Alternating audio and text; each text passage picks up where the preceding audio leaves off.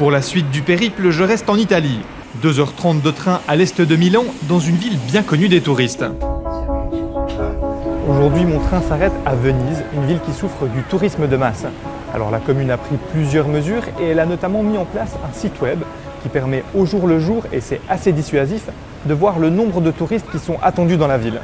Pour aujourd'hui, par exemple, le curseur il est dans le orange, pas encore dans le rouge, donc ça devrait aller. Les touristes affluent, les habitants quittent la ville. En 50 ans, entre 1968 et 2018, le centre historique de Venise a perdu la moitié de ses habitants. Francesco a 30 ans, il s'accroche à sa ville, même si elle a bien changé depuis son enfance. D'habitude, vous ne voyez même pas la rue. Vous ne voyez que des gens avec leurs valises qui passent. Ils vont tout droit. Ça n'intéresse personne de regarder ce qu'il y a ici.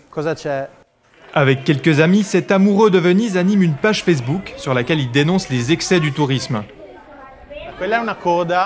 Voilà, c'est une file de gens qui veulent entrer sur la place Saint-Marc. Si je veux aller prendre un vaporetto, je dois passer par là. On va essayer, on verra si on y arrive. C'est devenu presque un zoo, des touristes qui font tous le même parcours obligatoire. C'est comme des animaux. Mais Venise n'est en tout cas pas un musée, si seulement. Et il n'y a pas que Venise qui est victime de l'over-tourisme. Je suis aujourd'hui à Lisbonne, capitale portugaise, qui est victime aussi de son propre succès. En 2017, c'était près de 21 millions de touristes dans tout le Portugal, soit une hausse de 10% par rapport à l'année précédente. Dans ce quartier populaire, plus de la moitié des appartements sont loués sur Airbnb. Des habitants ont dû quitter leur logement. Conséquence, la mairie a interdit d'ouvrir de nouvelles locations dans certains quartiers.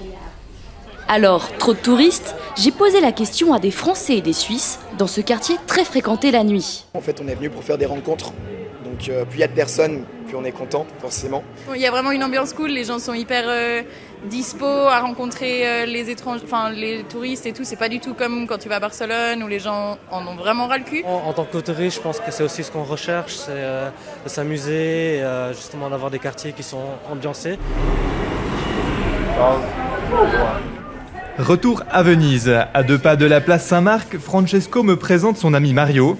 Les touristes, c'est ses principaux clients, mais leur comportement le pousse à bout. Ça, c'est le problème des touristes. Ils ne connaissent rien de Venise. Ils ne savent pas qu'est-ce qu'ils vont visiter, l'histoire, les traditions.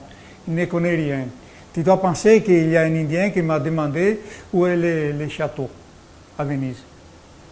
À Venise, il n'y a pas de château. Pour désengorger le centre, la commune propose des circuits de visite alternatifs. Elle appelle ça le détourisme.